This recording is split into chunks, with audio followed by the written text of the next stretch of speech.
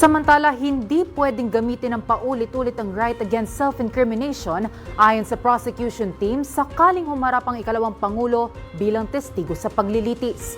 Si Earl Tobias sa detalye live. Earl? Sakaling mapaharap nga ang Vice Presidente bilang witness dito sa kanya mismong impeachment trial, ang sabi ng prosecution panel, hindi niya maaaring i-invoke ng paulit-ulit itong kanyang right against self-incrimination o yung karapatan na iwasan o hindi sagutin ang ilang tanong ng prosekusyon. Narito ang paliwanag nila.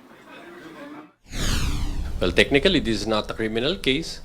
So, she's not an accused and she's a respondent.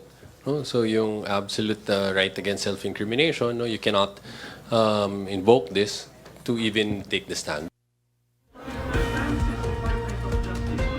Sabi pa ng prosekusyon, iba ang rules sa isang impeachment trial, pati na sa pagharap ng isang witness. Hindi pa naman na ipafile ang planong subpoena para sa Vice Presidente, pero sakaling maiharap nila ang Vice bilang witness, itatanong na nila ang lahat ng alegasyon laban sa kanya.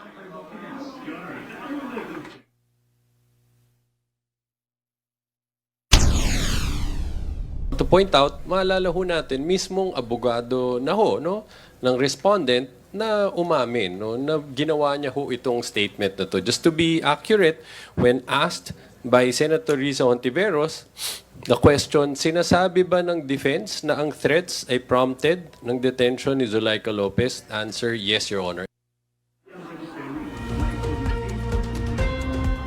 Kumpiyansa naman ng prosekusyon na maididiin palalo ang umano'y grave threats ng Vice Presidente dahil sa mga hawak na detalye ni NBI Regional Director Jeremy Lotoc. Si Lotoc ang isa sa mga nag-imbestiga sa umano'y death threats ng Vice Presidente.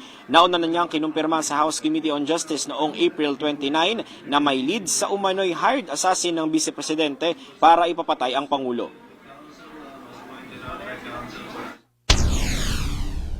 Dinescribe niya yung paano yung naging usapan. That already makes her capable because the agreement was already done. So she is already that capable of ordering this hitman. Ang prosekusyon hiniling naman sa Senate Impeachment Court na ipagpabukas na agad ang pagsalang ni NBI Director Attorney Melvin Matibag. Nagpaalam kasi si Matibag na makaharap agad dahil meron itong mahalagang aktibidad katuwang ang ilang international partners sa susunod na linggo. Pero inusisa yan ng Senate Impeachment Court.